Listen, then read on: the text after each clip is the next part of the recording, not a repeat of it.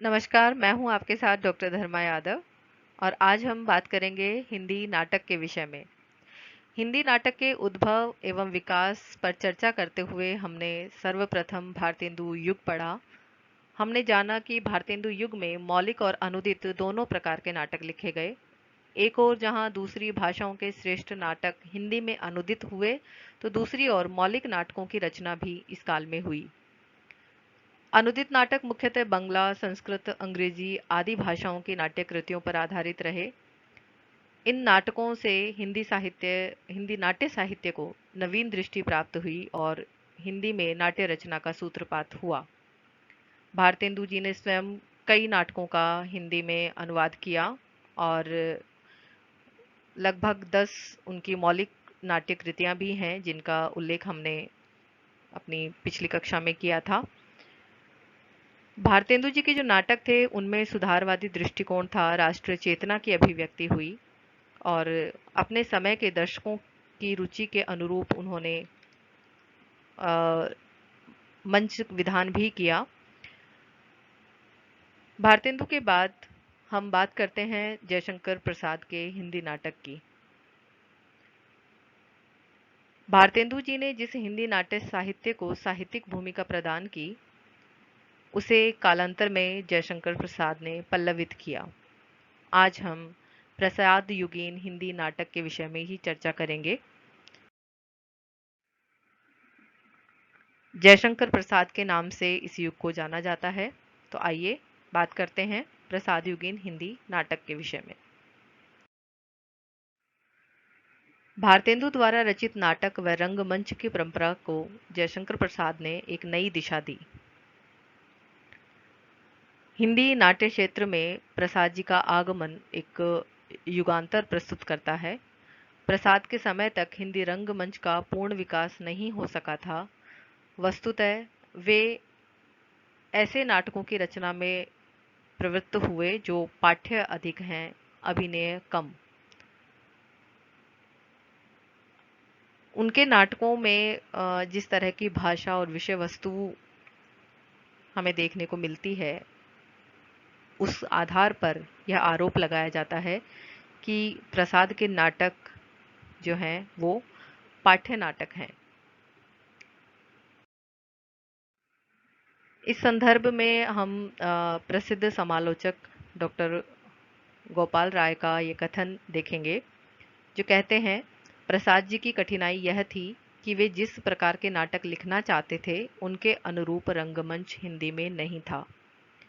देखिए, उनके नाटकों पर जो आरोप लगाया गया अनअभिनय और अरंगमंचीयता का, उसी के संदर्भ में गोपाल राय का यह कथन है कि जिस तरह के नाटक उन्होंने लिखे, जो ऐतिहासिक, जो शुद्ध साहित्यिक हिंदी में जो नाटक लिखे गए, उसके अनुरूप रंगमंच नहीं था, ना कि वो नाटक अनअभिनय थे।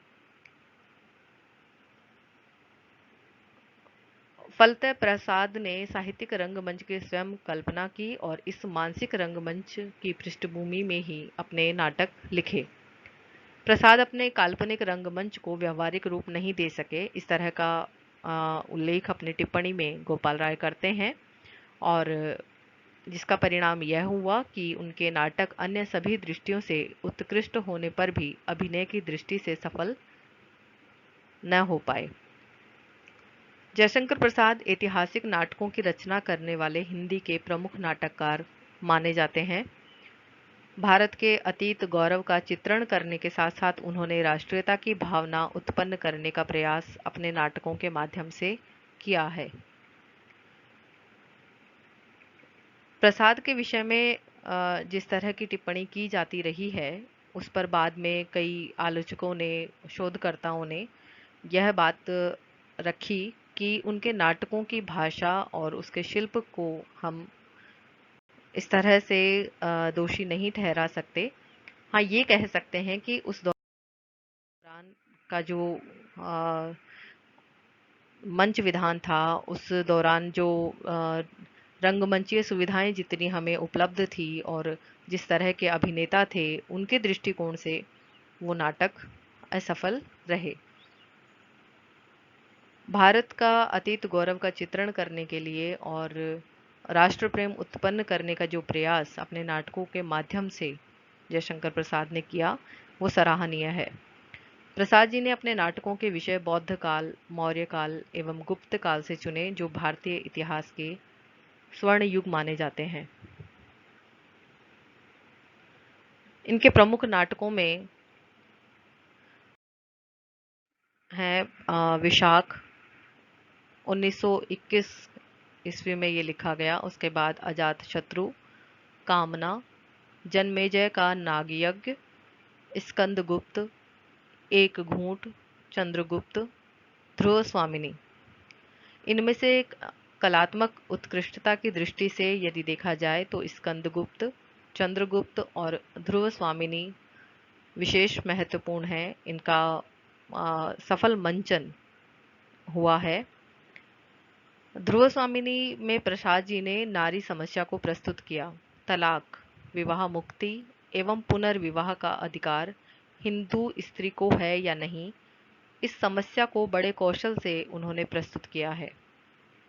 प्रसाद जी ने अपने ऐतिहासिक नाटकों की भूमिका में नाटक की कथावस्तु के ऐतिहासिक स्रोत तथा अन्य विवरणों पर भी प्रकाश डाला है।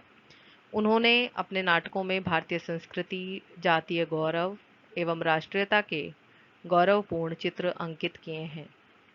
उनके नारी पात्र आदर्श भारतीय रमणी के रूप को प्रस्तुत करते हैं। नाट्य शिल्प की दृष्टि से प्रसाद जी के नाटक बेजोड़ हैं। उनमें भारतीय एवं पाश्चात्य नाट्य कला का संतुलित समन्वय हुआ है।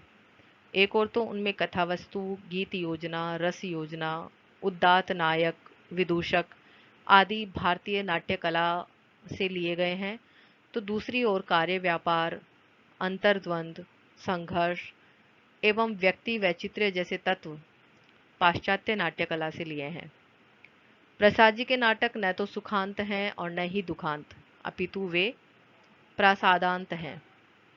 इन नाटकों में नायक अंतिम फल का भोक्ता नहीं बन पाता और दुख की एक छाया पाठक के मन पर छूट जाती है। ऐसा मैंने इनकी कई कहानियों में भी देखा है और ये पाठक को एक अलग कल्पना संसार में ले जाते हैं। पाठक आगे की कहानी स्वयं बुनता है। मुझे इस तरह का इनका यह प्रयोग बड़ा अच्छा भी लगा।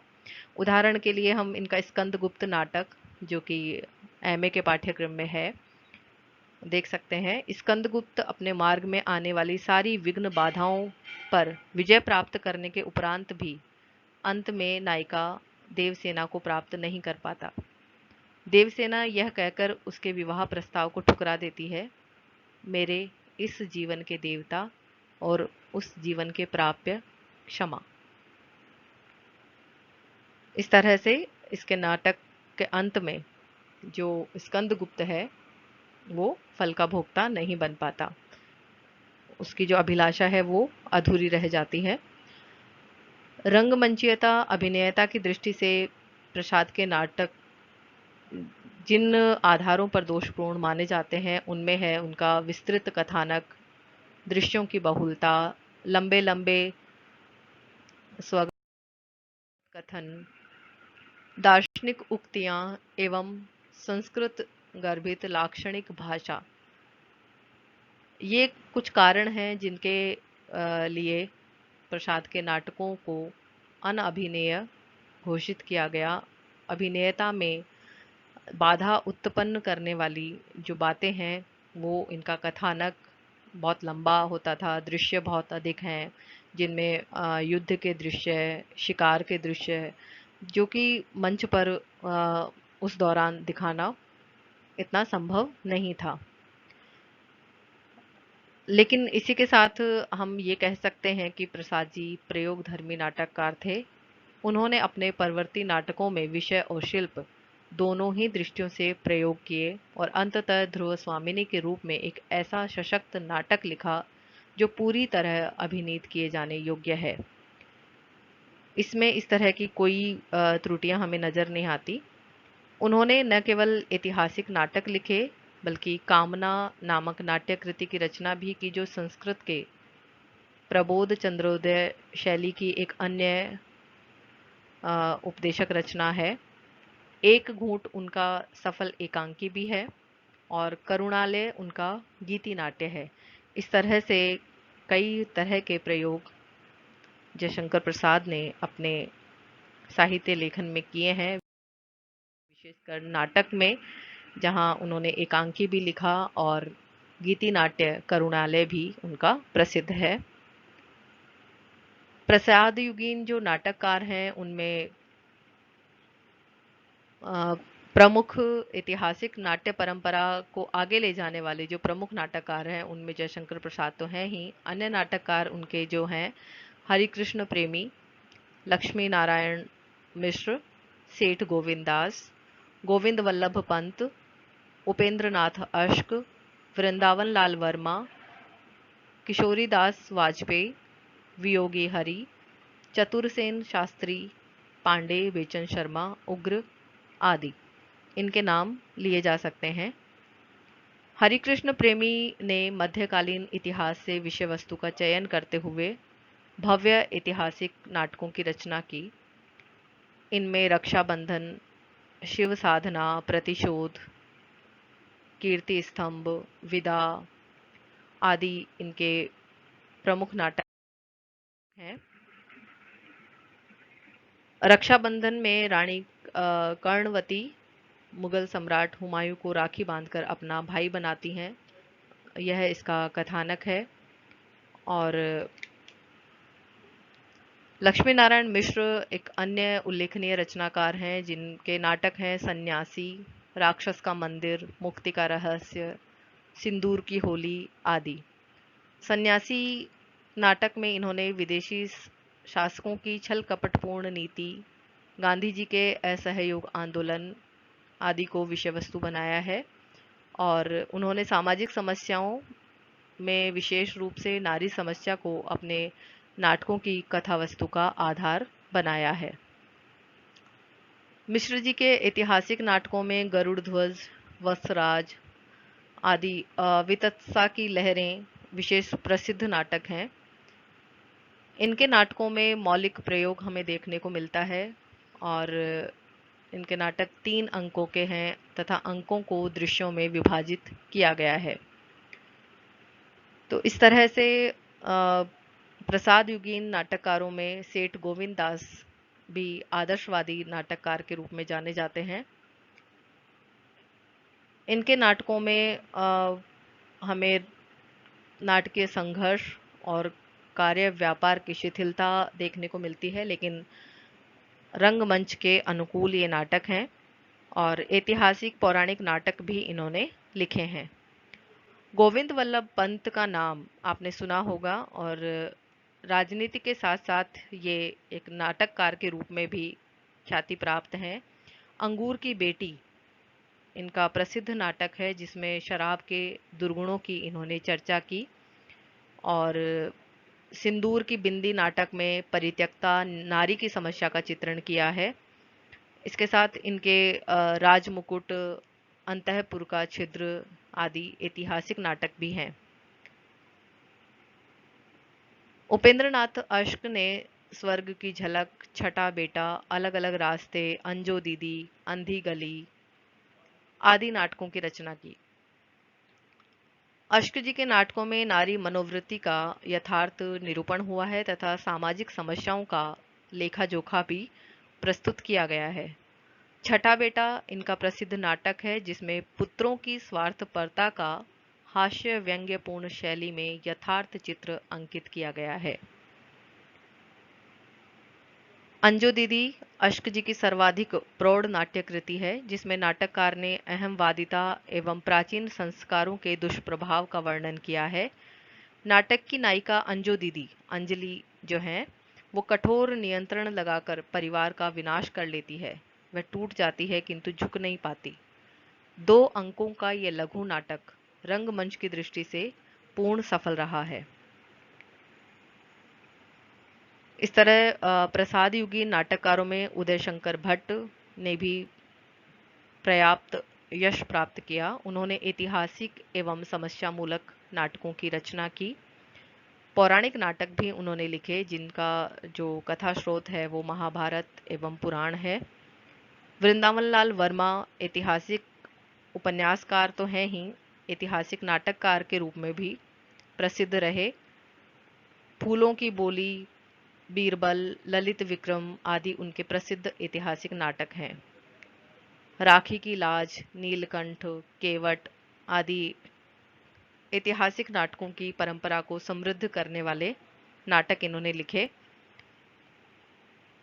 इस तरह से हम देखते हैं कि प्रसाद युगीन नाटकों की क्या-क्या विशेषताएं हैं। जिस तरह मैंने उल्लेख किया, हर नाटककार और उनके नाटकों के विषय में कि किस तरह के नाटक, किस विषय वस्तु को आधार बनाकर नाटक लिखे गए, उससे जो निष्कर्ष निकलता है, उसके आधार पर हम कह सकते हैं कि इस युग में समाज सुधार की प्रवृत्ति को आधार बनाकर नाटक अधिक लिखे गए।